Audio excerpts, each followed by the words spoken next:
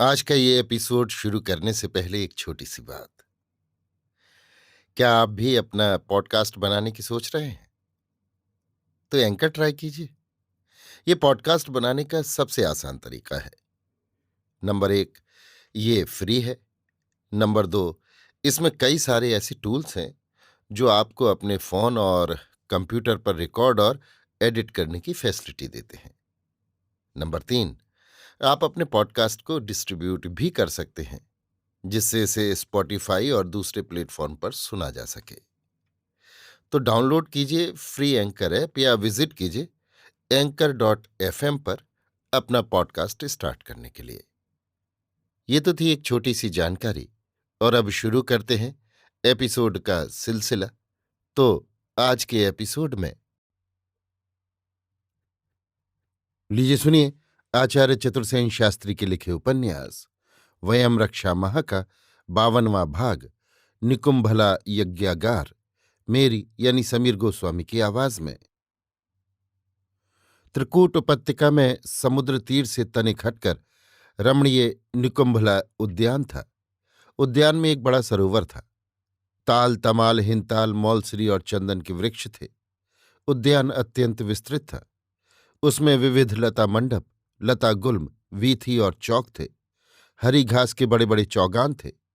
सघन छाया में नाना जलचर, नभचर, विहंग और जीव वहां विचरण करते थे। वहां का दृश्य बड़ा ही मनोरम था।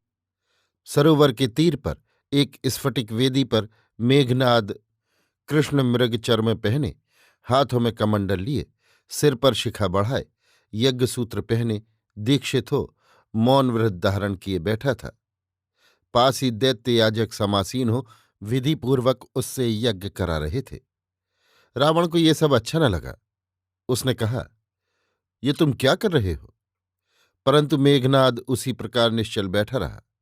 इस पर रावण ने फिर प्रश्न किया, अरे मेघनाद, ये तू कैसा अनुष्ठान कर रहा है? क्यों कर रहा है?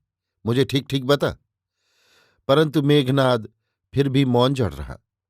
तब याज्ञिक ने कहा, हे रक्षेंद्र, तुम्हारे पुत्र मेघनाद ने 6 यज्ञ समाप्त कर लिए हैं। कैसे 6 यज्ञ?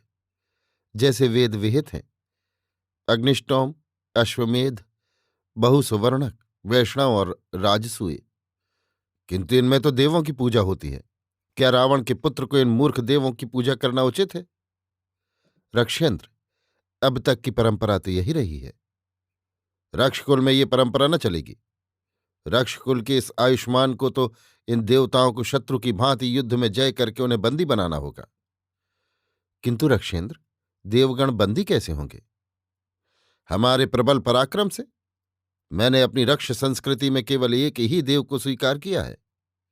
वो कौन है? महेश्वर, वृषभध्वज रुद्र, शंकर। उठ पुत्र, इन हीन देवों का आश्रय त्याग और जा भूतपति रुद्र की अर्चना कर। फिर उनके सानिध्य से दुर्जय देवों को बंदी बनाकर अपनी सेवा में रख। राक्षसेंद्र के ऐसे वचन सुनकर मेघनाद हुंकृति कर यज्ञासन छोड़ उठ खड़ा हुआ। यज्ञ सूत्र उसने तोड़ दिया, शिखा काट फेंकी, यज्ञ हवि पशुओं को खिला दी।